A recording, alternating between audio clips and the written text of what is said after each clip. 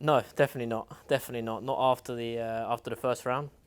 I split with the team, and this opportunity came up with the Buildbase Suzuki crew, and yeah, I jumped at it. And at first I was a substitute rider. I was a fill-in rider, so there was no guarantee of how long it's going to last. I was assured it would be a couple of rounds, so I was just playing it by ear, and I just tried to do the best I could and gel with the team, gel with the bike. And it was actually here at Snetterton when I did the first race for them. And yeah, it's always difficult jumping in on a new bike, new team into a race situation. You've done no pre-season testing, and you've missed a whole weekend of racing as well. So I didn't know what to expect. We just kind of found our feet at the first round at Snetterton, and then from there we steadily got better, and I started to feel more comfy on the bike, and the team did a great job of getting me comfy on the bike. And I was learning all the time. It's nice to be with such an established team. And then to finish fourth, just off the podium, and lead my first race at Donington was definitely a bit unexpected. But at the same time, if you have the opportunity with the right bike, right team, when things click, you always believe in yourself. So to make that kind of to see it come to fruition was really nice. And yeah, I was rewarded with the permanent ride with the team for this year. Definitely learnt a lot with the team in a short amount of time, which was really nice. And going into this year, the focus as a team has been to try and improve on the areas, on our weak areas, should I say, and that's really track by track. Some tracks where the bike was already working really well. Silverstone, obviously, Snetterton. The more flowing flat tracks like Donington, where I led the race. So the other tracks like Brands and Oulton that are more undulating, a bit more stop and start circuits, our focus has been on trying to improve the bike and the package for those circuits. So that's been the focus in the off season, and then we kind of got through a lot of things at the last test, at the first test at Silverstone.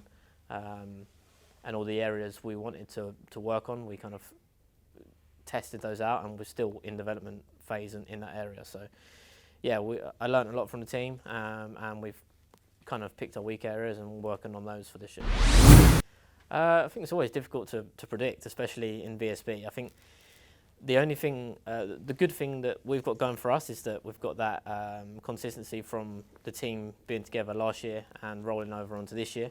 However, that little bit of that advantage is kind of taken away because we have so much pre-season testing, and pre-season testing is never a bad thing. It's something I've always wanted to do with an established team like Buildbase Suzuki, but because everyone else has got the opportunity this year, it's going to make it really interesting when we do get to the first round. Everyone's going to be ready to go.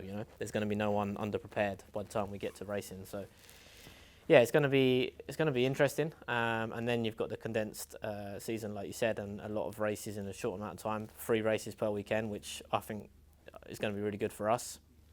I enjoyed I think last year we had 3 races on one day at Donington, and I loved that. So that was really cool. And yeah, it's going to be interesting. It's going to be consistency. Well, as I touched on just there previously, our bike is quite different from last year. Even though the bike has worked really well at that circuit, we have quite a bit of different electronics. There's the electronic setup to what we used last year. So we pretty much used the whole test, the whole 2 days, but especially the first day working through electronics. And if everything, the whole electronic range on the bike, from engine brake, from entering a turn to throttle connection, and the power delivery on the exit of turn. So we spent the first day working through that, and it was really good just to have a proper test program and get through those things and not worry about your position and lap times. Although it's really difficult because at the end of the day, people, that's all they see is the lap times and the position. So at the same time you're trying to develop the bike, you still want to get a half decent lap in just to see where you stack up. So, but yeah, we did a really good job of that in the first day. The second day we carried on with electronics, but we also started on the chassis setup. We've got some new components there since last year. So yeah, it was all about testing. It was a really good test, and in the end of the second day, we put some pretty decent laps in and was near the front. So happy with the actual testing side, the productive side, and with the final. I'd say everyone's got the same answer, right? having the fans and having the spectators there, that's definitely going to be key. And going to different circuits, we've got some of the other circuits back on the calendar.